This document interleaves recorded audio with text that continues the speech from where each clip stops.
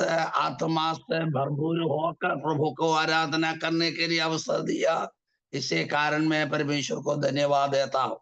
അതെ, ഇന്ന് പകൽക്കാലം ദൈവാത്മാവ് നമ്മുടെ മധ്യേ സംസാരിച്ചുകൊണ്ടിരിക്കുകയായിരുന്നല്ലോ.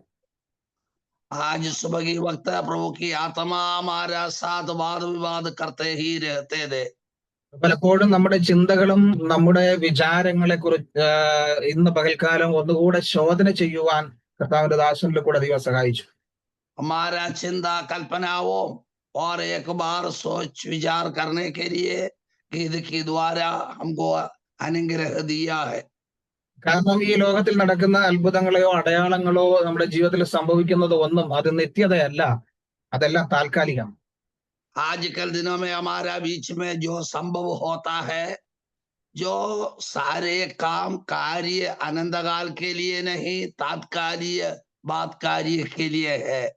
എന്നാൽ മനുഷ്യർ ആ താൽക്കാലിക വിഷയങ്ങൾക്ക് വേണ്ടി ഓടുമ്പോൾ നിത്യതയുടെ വിഷയങ്ങൾ മറന്നുപോകും. तात्कालिक और आजकल दिन के लिए सोच विचार कर कर दौड़ते हैं, लेकिन आनंदकाल के बारे में और भूल जाते हैं। എന്നാൽ തിരുവചനം പറയുന്നത്, ആമേൻ, ഇപ്പോഴുള്ള ഈ അവസ്ഥകളോ ഈ സാഹചര്യങ്ങളോ അല്ല നാം നോക്കേണ്ടത്. प्रभु के वचन की चेतावनी हमारे लिए ये बात दिया जाता है, आजकल की काम कार्य के लिए नहीं, आनंदकाल की जीवन के बारे में सोच समझना है। കാരണം ഇവിടെയുള്ളതെല്ലാം അത് നശിക്കുന്നതാണ്, നശ്വരമാണ്. പക്ഷെ അനശ്വരനായ ആ ദൈവത്തിന്റെ പ്രവർത്തികൾക്കായിട്ട് വേണ്ടിയാണ് നാം കാത്തിരിക്കേണ്ടത്. हम मानो के ये संसारिक काम कार्य नाश हो जाता है, लेकिन आनंदकाल की जीवन के लिए तैयारी रखना उचित है। അതുകൊണ്ട് നമ്മുടെ ജീവിതത്തിൽ കർത്താവ് മാത്രം ആണ് എല്ലാറ്റിനും പ്രീസലോട് മതിയായവനെന്ന് നാം ഉറച്ച് പറയുകയും വിശ്വസിക്കുകയും ചെയ്ത് മുന്നേറുക. ऐसे दिनों में ये तात्कालिक जीवन की बात खो जाए और आनंदकाल की जीवन के लिए जागते ही रहे। വരും ദിവസങ്ങളിൽ ദൈവം അതിലേക്കായി നമ്മെല്ലാം ഒരുക്കിയെടുക്കട്ടെ എന്ന് ഞാൻ ആത്മാർത്ഥമായി പ്രാർത്ഥിക്കുന്നു. आनंदकाल की जीवन के लिए हम यहाँ पर तैयारी हो जाए, ये बात के लिए हम प्रार्थना करते हैं। ഇന്ന് പകൽക്കാലം കടന്നു വന്ന എല്ലാവർക്കും യേശുക്രിസ്തുവിന്റെ നാമത്തിലുള്ള സ്നേഹവന്ദനം. आज ये प्लेटफॉर्म में जितनों ने आया है, सभी के लिए मसीह के नाम में हमारा वंदन देता हूँ। ഇന്ന് പകൽക്കാലം ജോയിൻ ചെയ്ത എല്ലാവരോടും ഞാൻ പ്രാർത്ഥന ആവശ്യപ്പെടുകയാണ്. നാം പ്രാർത്ഥനയോടുകൂടെ ദൈവസന്നിധിയിലായിരിക്കാം. आज भोर के समय मसीह की ओर आए हुए सबों को मसीह के नाम में हम नमस्कार देता हूँ, जागते हुए ध्यान दे। കാരണം പ്രാർത്ഥനയല്ലാതെ നമ്മുടെ ജീവിതത്തില് ഒന്നിനും ഒരു മറുപടിയില്ല. हमारे जवाब मिलने के लिए प्रार्थना सिवा कोई बात है ही नहीं है। കഴിഞ്ഞ ദിവസങ്ങളിൽ നമ്മൾ പ്രാർത്ഥിച്ച അനേക വിഷയങ്ങൾക്ക് ദൈവം ഈ നാളുകളിൽ മറുപടി നൽകിക്കൊണ്ടിരിക്കുന്നു. बीते दिनों में जितने बात के लिए हम प्रार्थना में लवलीन रहा, जागते ही रहा, अनेक बातों को जवाब दिया जाता है। ഇനിയും നമുക്ക് മറുപടി നൽകുവാൻ ദൈവം ശക്തനാണ്. और भी जवाब मिलने के लिए और हमारा मसीह सामर्थ्य है। കാരണം കഴിഞ്ഞ ദിവസം നമ്മളൊരു വിഷയത്തിന് വേണ്ടി പ്രാർത്ഥിച്ചു, നമ്മുടെ അനിത് സിസ്റ്ററിന്റെ കസിൻ സിസ്റ്ററിന് വേണ്ടി. ആർക്ക് വേണ്ടിയാ? അനിറ്റ സിസ്റ്ററുടെ സഹോദരന്റെ ഭാര്യയും. बीते दिनों में जो अनित सिस्टर है, उनके भाई की मिसेस के लिए हम प्रार्थना में जागते ही रहा था। ആ വിഷയത്തിന് വേണ്ടി ദൈവപ്രവൃത്തി വെളിപ്പെടുന്നതായിട്ട് കഴിഞ്ഞ ദിവസം സാക്ഷ്യം പറയാനിടയായി. बीते दिन में गवाही दिया है, वो प्रार्थना को जवाब दिया है ये बात के लिए। കാരണം ആ സഹോദരിയുടെ കാല് മുറിച്ചു മാറ്റാൻ വേണ്ടി ഡോക്ടർ പറഞ്ഞതാണ്.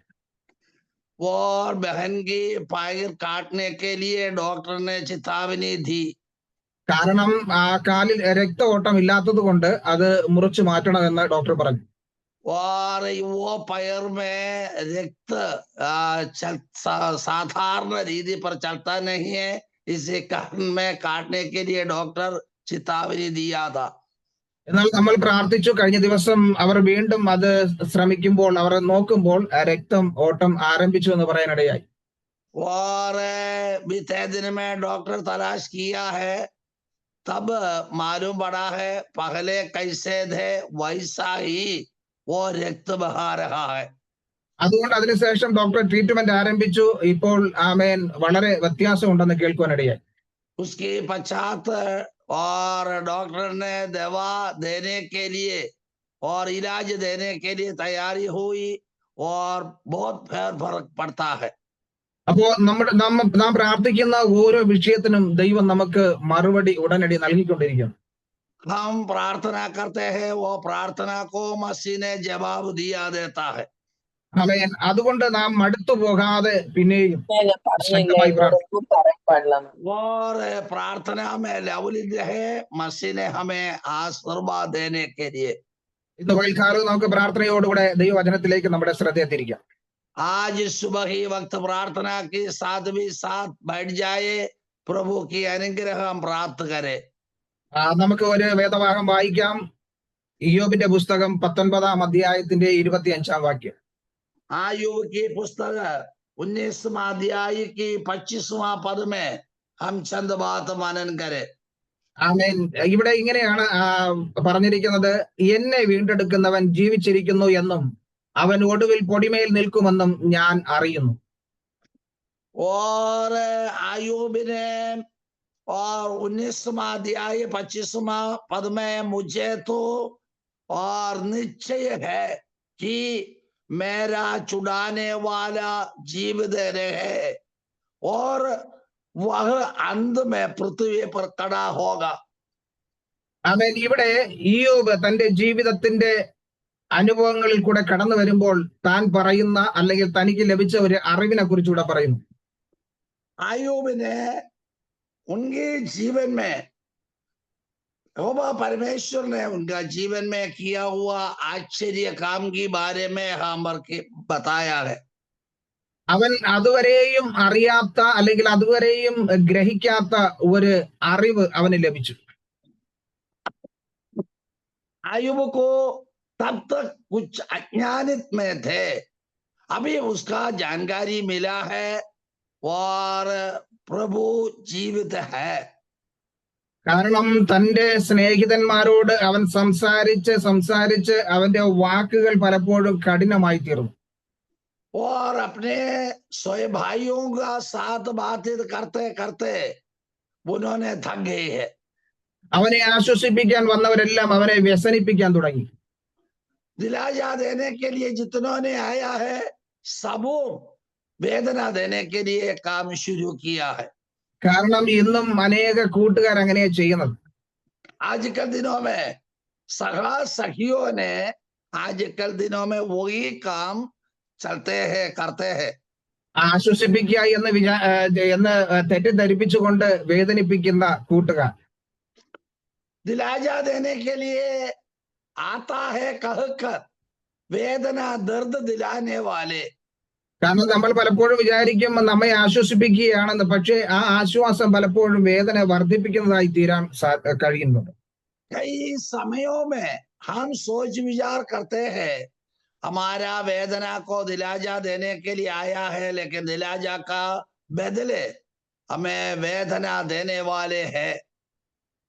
ഇയ്യോബിന്റെ ജീവിതത്തിൽ ഇയ്യോബ് അത് അനുഭവിച്ചപ്പോൾ അവൻ അവസാനമായി പറയുന്ന ഒരു കാര്യമാണ് ഇങ്ങനൊരു വിഷയം. आयुब की जिंदगी में जितना वेदना सहजा, कितना दुख भरी, अंतिम में आयुब ने कहा हुआ एक शब्द यहाँ पर दिया गया है. ഇയ്യോബിന്റെ അവസ്ഥയെ കുറിച്ച് നമുക്കറിയാം, ഇയ്യോബിന്റെ ചരിത്രം നമുക്കറിയാം. आयुब के बारे में हमारा चिंता हमको मालूम पड़ते हैं. ആമേൻ. ഇയ്യോബിന്റെ ചരിത്രം നമ്മൾ ഒത്തിരി കേട്ടിട്ടുള്ളതും പഠിച്ചിട്ടുള്ളതുമാണ്. आयुब की इतिहास हम बहुत सारे पढ़ा है, सोच समझा है. എന്നാൽ ഇന്ന് പകൽക്കാലം ഇയ്യോബിന്റെ ചരിത്രത്തെ കുറിച്ച് പറയുവാനല്ല ഞാൻ ആഗ്രഹിക്കുന്നത്. आयुब की इतिहास के बारे में कहने के लिए मैं नहीं आता हूँ.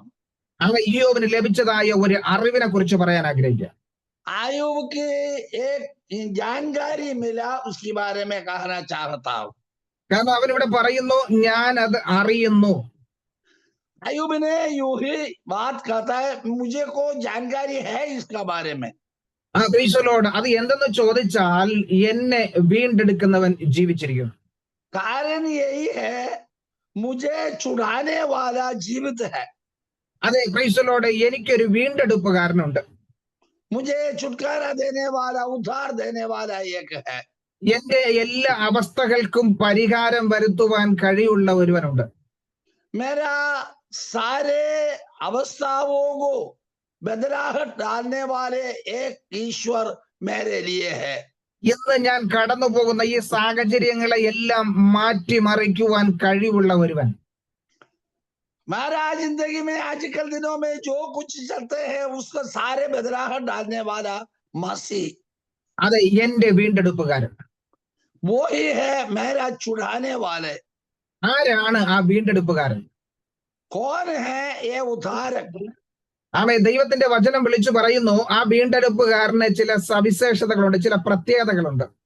ये छुड़ाने वाला को प्रत्येक रीति पर और इतिहास पीछे है. കാരണം സാധാരണ ആർക്കും അത് ചെയ്യുവാൻ കഴിയത്തില്ല. साधारण तौर पर किसी को कर नहीं सकते हैं. എല്ലാവർക്കും അത് വീണ്ടെടുക്കുവാൻ കഴിയത്തില്ല.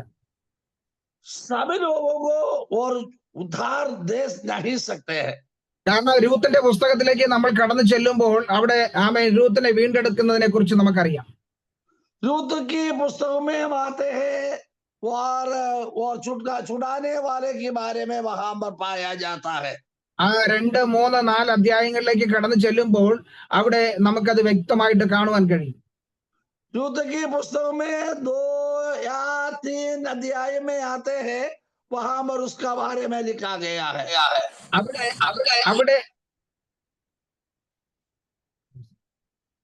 അവിടെ നമുക്ക് വ്യക്തമായിട്ട് അറിയാൻ കഴിയുന്നത് രൂത്തിന് ഒരു വീണ്ടെടുപ്പ് അവിടെ നടക്കുന്നത് കാണാം. वहां पर स्पष्ट बताया है और रूत को मोल लेने वाला एक ही के बारे में. 2-ാം അധ്യായം അതിന്റെ 20-ാം വാക്യത്തിലേക്ക് ചെല്ലുമ്പോൾ നവോമി രൂത്തിനോട് അത് മനസ്സിലാക്കി കൊടുക്കുന്നു. दूसरा अध्याय में हम देखते हैं नवोमी उनका सास, उनका स्पष्ट रीति पर बताया जाता है. ആ വീണ്ടെടുപ്പുകാരൻ ആരെന്നുള്ളത് അവിടെ നവോമി തന്റെ മരുമകളോട് പറഞ്ഞ് മനസ്സിലാക്കി കൊടുക്കുക.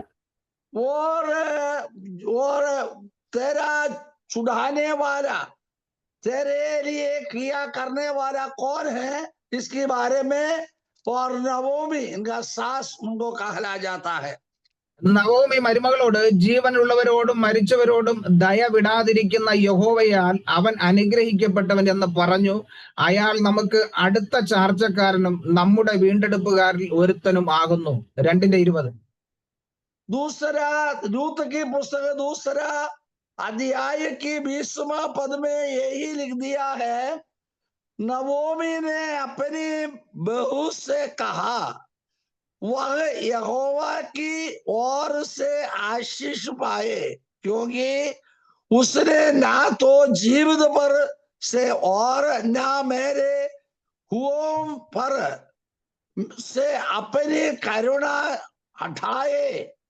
फिर नवोमी ने उससे कहा वह पुरुष तो हमारा एक कुटुंबी है, वरनु उसमें से है, उसको हमारी भूमि छुड़ाने का अधिकार है.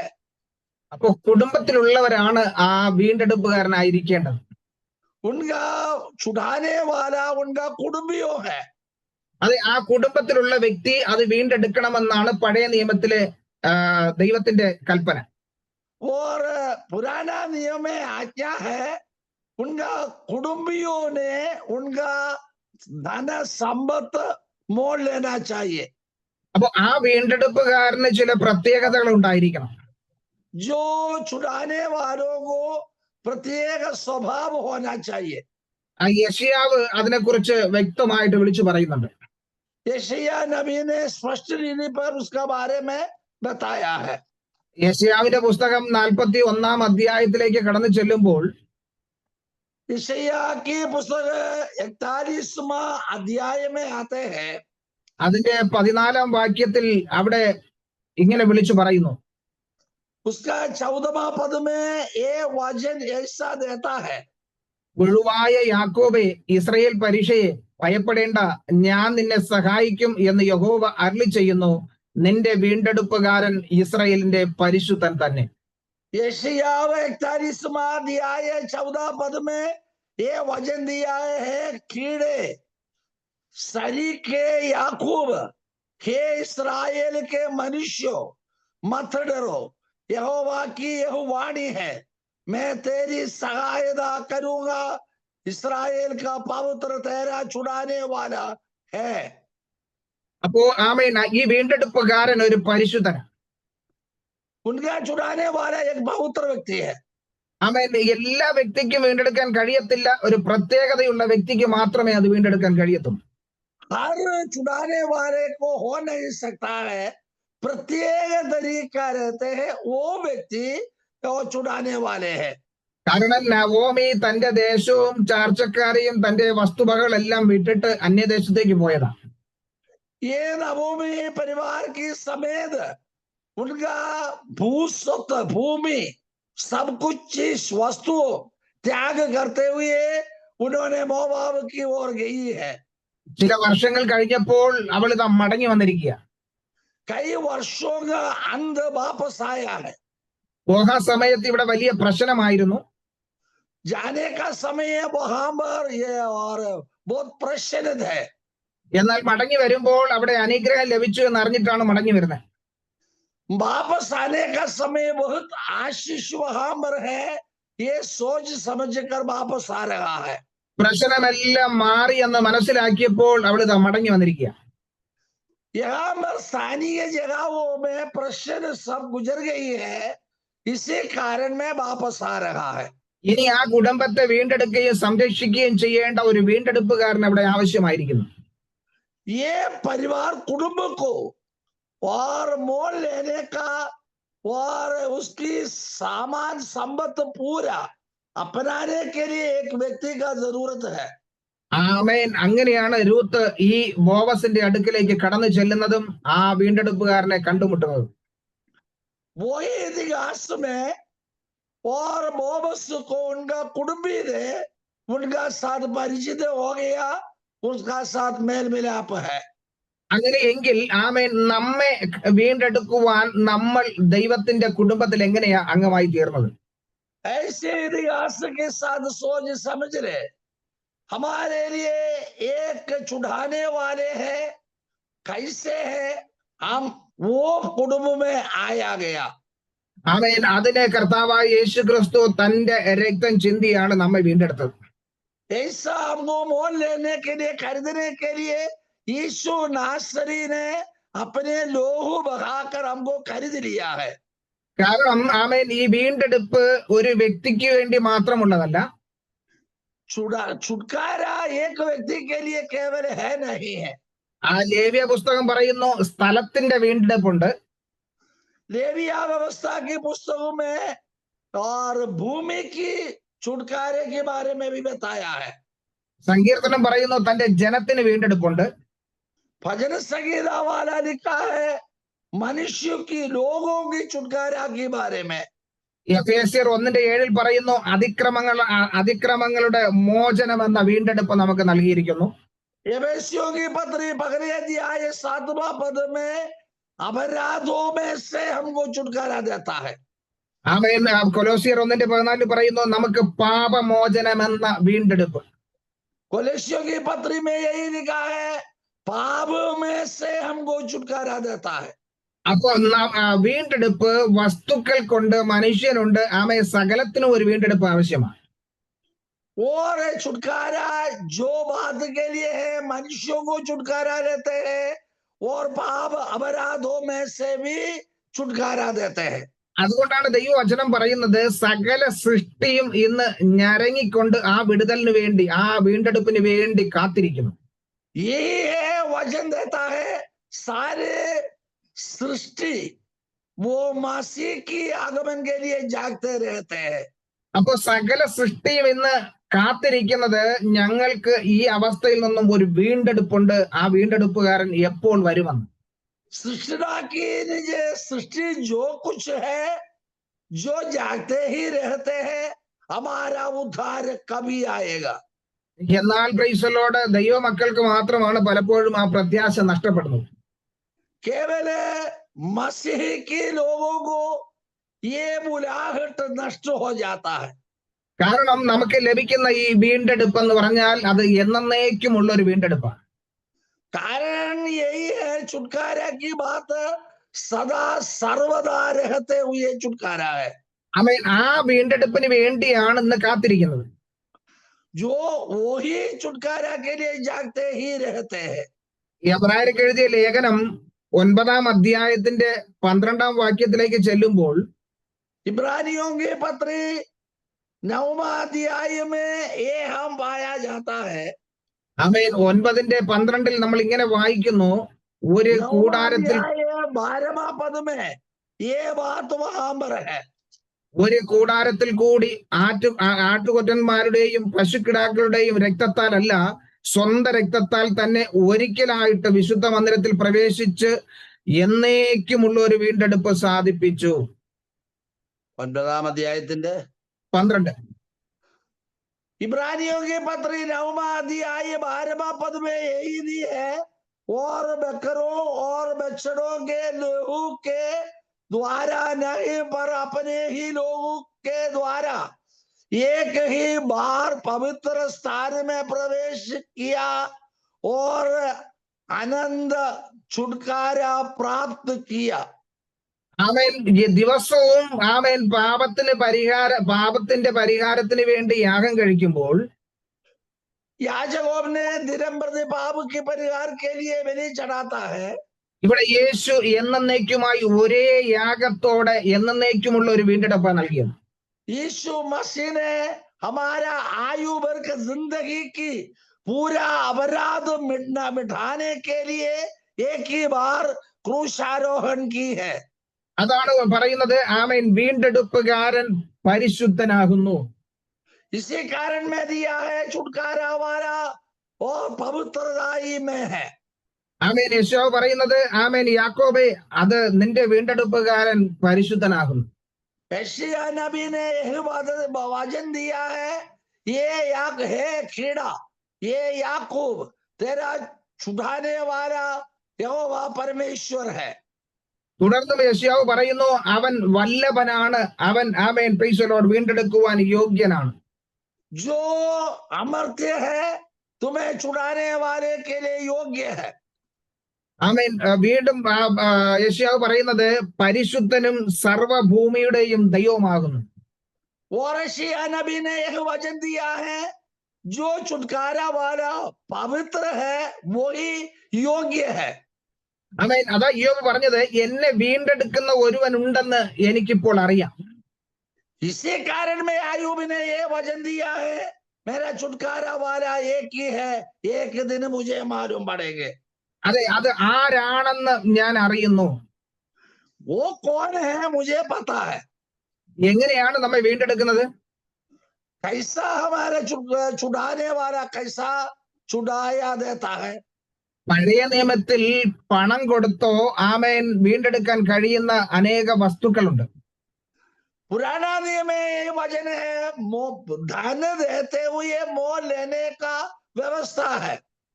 മാത്രമല്ല ആമേൻ, പ്രൈസലോട് വീണ്ടെടുപ്പ് ആ വ്യക്തിയുടെ അവകാശമാകിയാൽ ആ വ്യക്തിക്ക് അത് വീണ്ടെടുക്കാൻ കഴിയും.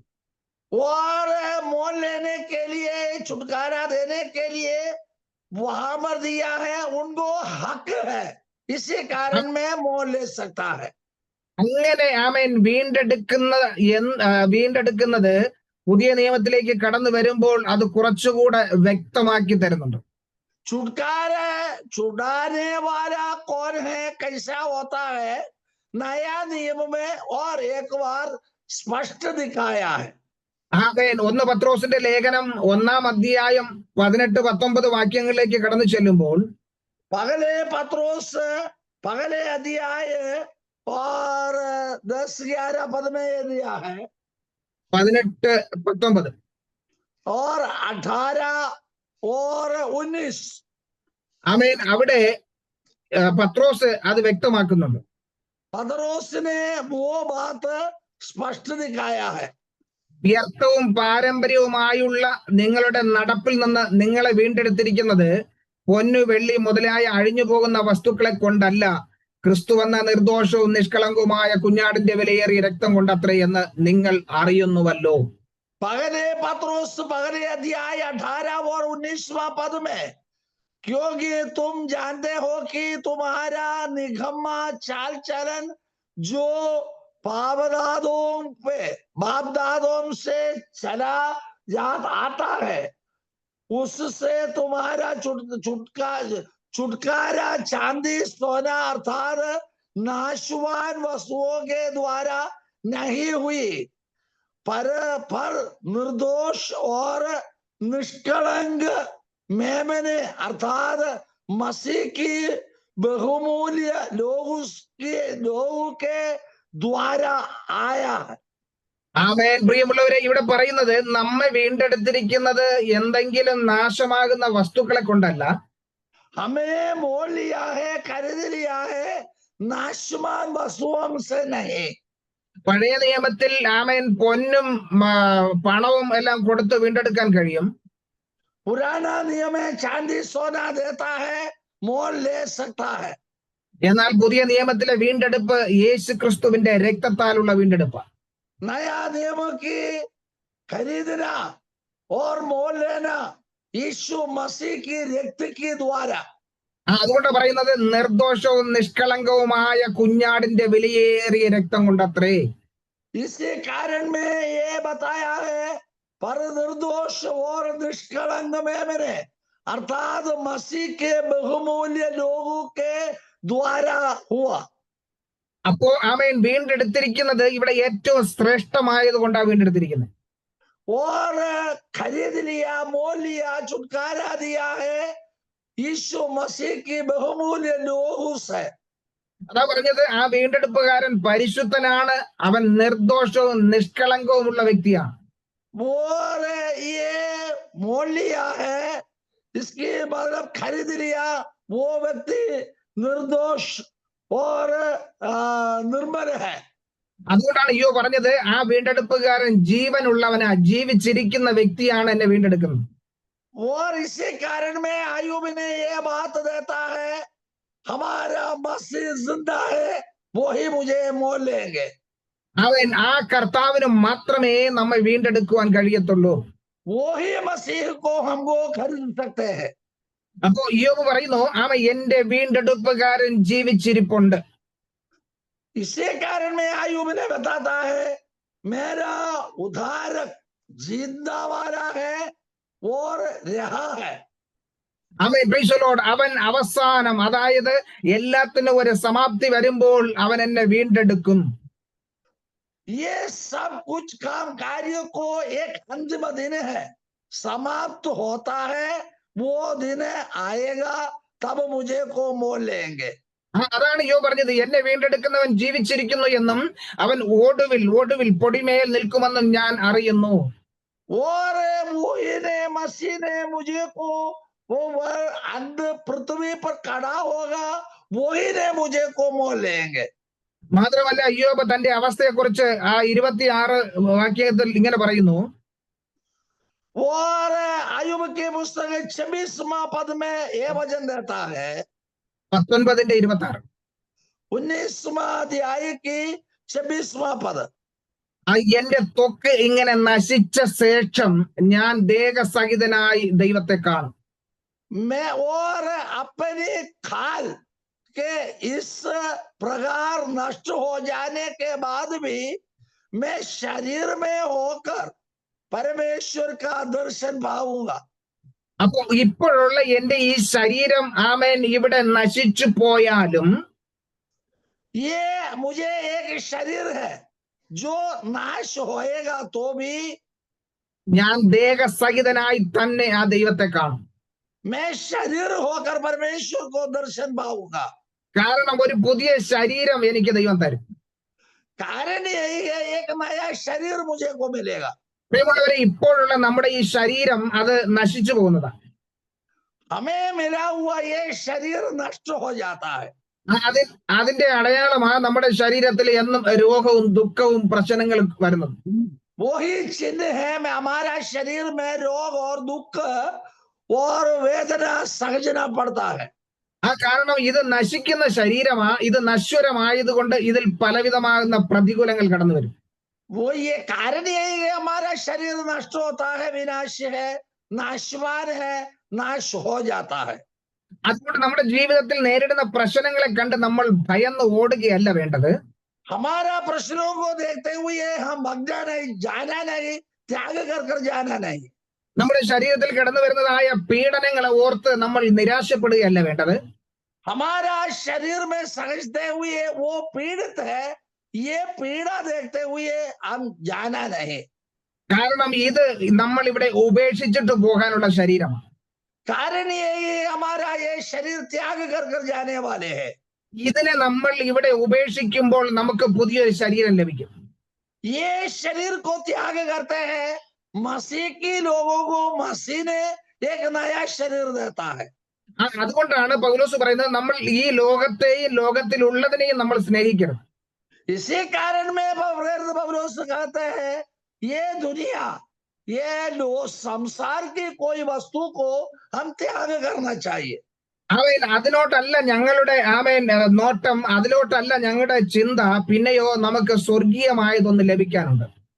वो दुनियादारी चीज कामों में हम देखना नहीं, वो स्वर्गीय मधुरवाणी सुनकर जाने के लिए तैयारी होना चाहिए। നമ്മൾ ഈ ശരീരത്തിൽ നമ്മൾ വസിക്കുന്നിടത്തോളം കാലം നമ്മൾ പ്രശ്നങ്ങളെ അഭിമുഖീകരിക്കേണ്ടി വരും. ये शरीर में हम रहते हैं तब तक कई प्रकार की अनेक बातों में और शोधना और वेदना सहजना पड़ता है। അതെ, അനേക കഷ്ടങ്ങളും നഷ്ടങ്ങളും വേദനകളും നമ്മുടെ ജീവിതത്തിലേക്ക് കടന്നു വരും.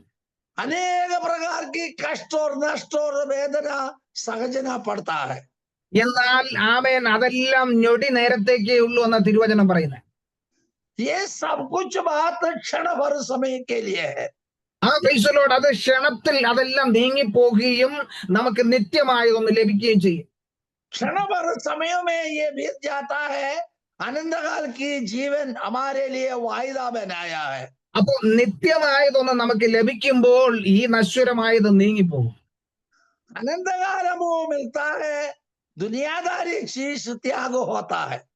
അതുകൊണ്ടാണ് അയ്യോ പറയുന്നത്, എന്റെ ത്വക്ക് ഇങ്ങനെ നശിച്ച ശേഷം ഞാൻ ദേഹസഹിതനായി ദൈവത്തെ കാണും. इसी कारण में आयुब ने यो बात कहता है, मेरा शरीर लोगों की ठोक की और शीशे से वे सदा के लिए चट्टान पर खड़ा करेंगे, ये बात निकल जाएंगे, दूसरा एक मिलता है। ഇത് നശിച്ചു പോകാനുള്ള ശരീരമാണ്. ये शरीर विनाश के लिए है। അവന്റെ ശരീരം മൊത്തം വ്രണം കൊണ്ട് നിറഞ്ഞ് അവനൊന്നും ചെയ്യുവാൻ കഴിയാതിരിക്കുമ്പോൾ उनका शरीर पूरा खब से भरा है, ये घुमड़ा आया है, इसके कारण में वेदना सहज लेते हैं। ആ അവസ്ഥയിൽ അവൻ പറയുന്നു, ഇത് ഇങ്ങനെ തന്നെ ക്ഷയിച്ചു പോകുവാനുള്ളതാണ്. इसी कारण वेदना के साथ कहते हैं, ये शरीर सड़ जाते हैं। കഴിഞ്ഞ ദിവസം നമ്മളെ പ്രാർത്ഥിച്ച ആ സഹോദരിയുടെ ആ കാലിന്റെ അവസ്ഥ ഞാൻ കാണാനിടയായി. बीते दिनों में हम प्रार्थना किया, वो बहन की और परिस्थिति परमेश्वर के दास ने देखा है। ആ വീഡിയോ ഞാൻ കണ്ടു. പല രീതിയിൽ ആ ഡോക്ടറുടെ ആ ട്രീറ്റ്മെന്റ് കാണുവാനിടയായി. उनका शरीर में ट्रीटमेंट डॉक्टर देते हैं, दवा देते हैं, वो परमेश्वर के दास ने आंख से देखा। അതെല്ലാവർക്കും അത് കാണാൻ കഴിയത്തില്ല ആ അവസ്ഥ ഇപ്പോഴുള്ളത്. वो सब लोगों को इनका स्थिति क्या है देख नहीं सकते हैं। കാരണം അത്രത്തോളം ഭയാനകമായ ഒരു അവസ്ഥയായി ഇപ്പോൾ ആ സഹോദരി ആയിരിക്കുന്നത്. सदा वेदना सहजते हुए अभी समय बीत जाते हैं। ഒന്ന് ചിന്തിച്ചു നോക്കിയേ, കാലിന്റെ മാംസമെല്ലാം എടുത്തു മാറ്റിയാലുള്ള അവസ്ഥ. थोड़ा कल्पना करे, हमारा पैर की मांस पूरा निकालेगा तो हमारा स्थिति क्या होता है। ആ അവസ്ഥയിൽ അവർ അനുഭവിക്കുന്ന വേദന, അവർ അനുഭവിക്കുന്ന ആ പ്രയാസം എത്രത്തോളം വലുതായിരിക്കും. जो वो समझते हैं ये कितना वेदना दुख भरते हैं, उसके बारे में थोड़ा सोच समझना और कल्पना करना आवश्यकता है। ആമേൻ. ആ വേദനയിൽ കൂടെ കടന്നു പോകുന്ന ഒരു വ്യക്തിക്ക് പെട്ടെന്ന് മറ്റുള്ള ആളുടെ വേദന അറിയാൻ കഴിയും. वो वेदना समझते हैं आगे गुजरने वाले एक व्यक्ति को दूसरा को वेदना के बारे में मालूम सकते हैं। ആമേൻ. ഞാൻ പറഞ്ഞു, അപ്പോ നമ്മുടെ കർത്താവായ യേശു ക്രിസ്തു സഹിച്ച വേദന എന്തുമാത്രമായിരിക്കും. तब मैं उनको कहने लगा हमारा यीशु मसीह ने कितनी वेदना उठाया है। ആമേൻ. തന്റെ ശരീരത്തിൽ മാംസം ഒന്നും ഇല്ലാതെ അസ്ഥികൾ എണ്ണുമാറ് അവനെ ദണ്ഡിപ്പിച്ചു. उनका शरीर के मांस पूरा निकाल कर हड्डियों बाकी बच गया है। ആ കാരണം വചനം പറയുന്നത് എന്റെ അസ്ഥികളെല്ലാം എനിക്ക് എണ്ണാം. परमेश्वर की धर्मशास्त्र में यही समझाता है, मेरा हड्डियों गिन सकते हैं। അപ്പൊ അത്രത്തോളം യേശു ആ പീഡനം അനുഭവിച്ചത്, इतना तक हमारा मसीह ने शरीर में पीड़ित हो गया है। തന്റെ അവസാനത്തുള്ളി രക്തം വരെയും ഊറ്റി തന്നത്, उनका आखिरी बूंद तक लोहू हमारे लिए दी है, നമ്മെ വീണ്ടെടുക്കുവാൻ വേണ്ടിയാ. हमें छुटकारा देने के लिए है। അതെ, നമ്മെ വീണ്ടെടുക്കണമെങ്കിൽ യേശു ആ കഷ്ടം സഹിക്കണമായിരുന്നു. हमें छुटकारा देना चाहता है तो ये प्रश्न यीशु मसीह अपने शरीर में सहजना पड़ता है। ഇയ്യോബിന്റെ ശരീരത്തിലെ വേദന അനുഭവിക്കുമ്പോൾ ഇയ്യോബ് പറയുന്നു, എന്റെ ഈ ശരീരത്തിൽ ആമേൻ ഇരിക്കുന്ന അവസ്ഥ മാറി ഒരു പുതിയ ശരീരം എനിക്ക് ലഭിക്കും. हम ये बात लेना, ये शरीर जाएगा तो एक नया शरीर मसीह देंगे। അതുകൊണ്ടാണ് അവൻ പറയുന്നത്, എന്റെ വീണ്ടെടുപ്പുകാരൻ മടങ്ങി വരും. इसी कारण में और कहते हैं हमारा छुड़ाने वाले जीवित है, वो पृथ्वी पर खड़ा रहेंगे। അതെ, ഒന്ന് ആമേൻ ആരാണ് ആ വീണ്ടെടുപ്പുകാരൻ എന്ന് ഇയ്യോബിന് മനസ്സിലായി. वो अय्यूब की ये बात समझ ली, उनका छुड़ाने वाला कौन है। ആമേൻ. രണ്ടാമത് എങ്ങനെയാണ് വീണ്ടെടുക്കുന്നത് എന്നുള്ളത് അവന് മനസ്സിലായി. दूसरा बात है कैसा छुड़ाने वाला छुड़ाता है। മൂന്നാമത് അവൻ പറയുന്നു, എന്റെ വീണ്ടെടുപ്പുകാരൻ മടങ്ങി വരും. तीसरा कहते हैं मेरा छुड़ाने वाला वापस आ जाएगा।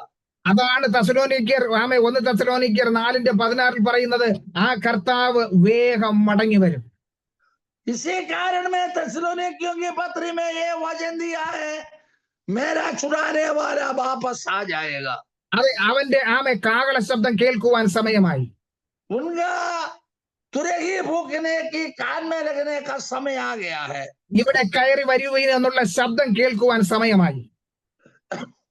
यहाँ मरा वो कहने के लिए जो മധുരവാണി सुनने का समय आ पहुंचा है। അതുകൊണ്ട് ഈ ദിവസങ്ങളിൽ നമുക്ക് ഒരുങ്ങാം, ആ കർത്താവിന്റെ വരവിന് വേണ്ടി കാത്തിരിക്കാം. इसी कारण में हम तैयारी हो मसीह की आगमन के लिए जागते हुए रहे। ആമേൻ. നാലാമത് ഇയ്യോബ് പറയുന്ന ഒരു കാര്യം കൂടെയുണ്ട്. चौथा बात अय्यूब ने कहा था, एक शब्द भी बाकी है, ഞാൻ അവനെ കാണും. मैं मेरा आंखों से अपने लिए खलूंगा। അത് 27-ാം വാക്യത്തിൽ പറയുന്നു, ഞാൻ തന്നെ അവനെ കാണും. उनका 27वां पद में कहते हैं, मैं और उसका दर्शन में आप अपनी आंखों से अपने लिए करूंगा। അതെ, അന്യനല്ല, എന്റെ സ്വന്തം കണ്ണുകൊണ്ട് കാണും. എന്റെ അന്തരംഗം എന്റെ ഉള്ളിൽ ക്ഷയിച്ചിരിക്കുന്നു. और कोई दूसरा नहीं, यंद भी मेरा हृदय अंदर ही अंदर चूर चूर भी हो जाए। നോക്കി, അത്രത്തോളം ക്ഷയിച്ചിരിക്കുന്ന അവസ്ഥയിലും അവൻ പറയുന്നു, ഞാൻ എന്റെ സ്വന്തം കണ്ണുകൊണ്ട് അവനെ കാണും. इतना तक शरीर इतना दुर्बल हो गया, पीड़ित है, तभी अय्यूब ने आशा के साथ कहते हैं, मेरा मसीह को मेरा आंख से मैं देखूंगा। ഇന്ന് പകൽക്കാലം എത്ര പേർക്ക് ആ പ്രത്യാശയുണ്ട്, എന്റെ സ്വന്തം കണ്ണുകൊണ്ട് തന്നെ ഞാൻ അവനെ കാണും. आज मैं वारा वाणी सुनने वाले ध्यान दे, जितने लोगों को आशा आग्रह है, मेरा स्वयं आंख से मेरा उद्धार को मैं देखूं। അതെ, എന്റെ ഈ അവസ്ഥകളെല്ലാം മാറി ഒരു പുതിയ അവസ്ഥ എനിക്ക് നൽകും. मेरा ये शरीर की या हमारा जिंदगी की बात को हट जाए, हमारा मसीह की चेहरा देख सके। ഇന്ന് പകൽക്കാലം നിങ്ങൾ പീഡനം അനുഭവിക്കുന്നവരാണോ? आज दिन में आप शरीर में पीड़ित है, മാനസികമായി തകർന്നിരിക്കുന്ന വ്യക്തിയാണോ? मन से टूटा फूटा लोग है, അവൻ ശാരീരികമായി തളർന്നിരിക്കുന്ന വ്യക്തിയാണോ? शरीर में थक गया हुए लोग है, ഭൗതികമായി നിങ്ങൾ പ്രശ്നം അനുഭവിക്കുന്ന വ്യക്തിയാണോ? आर्थिक बात में प्रश्न से गुजरने वाले हैं। ഈ സകലത്തിനും ഒരു പരിഹാരം വരുത്തുവാൻ വീണ്ടെടുപ്പുകാരൻ വേഗം വരുന്നു. ये सारे इतिहास को निकालने के लिए हमारा छुटकारे वाले आने वाले हैं। അതാ യോബ് പറയുന്നത്, ഞാൻ അവനെ കാണും എന്റെ സ്വന്തം കണ്ണുകൊണ്ട്. इसी कारण में आयुब ने बताता है, मैं देखूं, मेरा ये आंख से मैं उनको देखूंगा। അതുകൊണ്ട് എനിക്ക് ഉറപ്പുണ്ട് എന്റെ ഈ അവസ്ഥയ്ക്ക് ഒരു മാറ്റം വരുമെന്ന്. और एक निर्णय है, मेरा स्थिति को बदल डालेंगे। ഇന്ന് പകൽക്കാലം ഒരു നിമിഷം നമ്മുടെ കണ്ണുകൾ അടയ്ക്കാം. आइए हमारा आंख बंद करें, हम प्रार्थना करें। നമുക്ക് ദൈവകരങ്ങളിലേക്ക് നമ്മെ തന്നെ ഒന്ന് ഏൽപ്പിച്ചു കൊടുക്കാം. मसीह की हाथों में हमारा जिंदगी को समर्पण कर दे, प्रार्थना करें। ആരാകുന്നു എന്റെ വീണ്ടെടുപ്പുകാരൻ? कौन है हमारा छुड़ाने वाले? എങ്ങനെയാണ് നമ്മെ വീണ്ടെടുത്തത്? कैसा ही छुड़ाया, हमें उधार दिया है। ആ വീണ്ടെടുപ്പുകാരൻ മടങ്ങി വരും. वो छुड़ाने वाला वापस आ जाएगा। ആ വീണ്ടെടുപ്പുകാരനെ ഞാൻ എന്റെ സ്വന്തം കണ്ണുകൊണ്ട് കാണും. वो छुड़ाने वालों को मेरा आंख की यही पुतली से हम देखूंगा। അവനോട് കൂടെ നിത്യം വാഴുവാൻ, हम उनका साथ सदा सर्वदा जीवित रहने के लिए ഇന്ന് പകൽക്കാലം നമുക്ക് നമ്മെ തന്നെ ഏൽപ്പിച്ചു കൊടുക്കാം. अपने आपको मसीह के हाथों में स्वयं अर्पण करे, നമുക്ക് പ്രാർത്ഥിക്കാം. प्रार्थना करे। സ്വർഗസ്ഥ പിതാവ്, ഞങ്ങളുടെ നല്ല ദൈവമേ, स्वर्गीय हे परम पिता, ഈ നല്ല സമയത്തിനായി ഞങ്ങൾ അങ്ങേ നന്ദിയോടെ സ്തുതിക്കുന്നു. ये अच्छे खूबसूरत समय के लिए हम धन्यवाद देता है। ആമേ, ഞങ്ങളെ വീണ്ടെടുക്കുന്നത് സാധാരണ വസ്തുക്കളെ കൊണ്ടല്ല. हमारे छुड़ाने वाला छुटकारा देता है साधारण वस्तुओं में से नहीं। അങ്ങയുടെ നിർദോഷവും നിഷ്കളങ്കമായ രക്തം കൊണ്ട് ഞങ്ങളെ വീണ്ടെടുത്തതിനായി നന്ദി പറയുന്നു. हमारा निर्दोष रक्त के द्वारा तूने हमें मोल लिया है। ആമേ, അങ്ങ് വീണ്ടും മടങ്ങി വരുമെന്ന് ഞങ്ങൾ വിശ്വസിക്കുന്നു. हे मसीह तू वापस आएगा, हम विश्वास रखता है। അങ്ങയുടെ വരവിൽ അങ്ങയെ കാണുമെന്ന് ഞങ്ങൾ വിശ്വസിക്കുന്നു. तेरी आगमन में तुझको मिलेंगे, देखेंगे, ये बात हम विश्वास करता है। അങ്ങയോടുകൂടെ നിത്യം വാഴുവാൻ ഞങ്ങളെയും ഒരുക്കിയെടുക്കുമാറാകണം. हमारा मसीह तेरे साथ में साथ जोड़ने के लिए तू हमें तैयारी करे। ഇന്ന് പകൽക്കാലം കടന്നു വന്ന എല്ലാ പ്രിയപ്പെട്ടവരെയും അനുഗ്രഹിച്ച് പ്രാർത്ഥിക്കുക. आज दिन सुबह ही वक्त हमारा वाणी सुनने के लिए आए सभी के लिए हम प्रार्थना करते हैं। കർത്താവെ, എല്ലാവരും ആ നിത്യതയിൽ കണ്ട് സന്തോഷിപ്പാൻ ഇടവരുത്തുമാറാകണം എന്ന് പ്രാർത്ഥിക്കുന്നു. ये मसीह सभी लोग हमारा आज्ञा मानते हुए तेरी आगमन में मिलने के लिए हम प्रार्थना करते हैं। അതേ പിതാവിന്റെയും പുത്രന്റെയും പരിശുദ്ധാത്മാവിന്റെയും നാമത്തിൽ അനുഗ്രഹിച്ച് പ്രാർത്ഥിക്കുക. पिता और पुत्र और पवित्र आत्मा के नाम में आशीष करके हम प्रार्थना करते हैं। ഞങ്ങളെയും ബലപ്പെടുത്തിയ കൃപയ്ക്കായി സ്തോത്രം. हमारे भी बलवंत की इसी कारण में धन्यवाद देता है। പ്രാർത്ഥന കേട്ടതിനായി സ്തോത്രം. യേശു ക്രിസ്തുവിന്റെ അധികാരമുള്ള നാമത്തിൽ തന്നെ പിതാവേ. हमारा प्रार्थना सुना, यीशु मसीह के नाम से आमीन।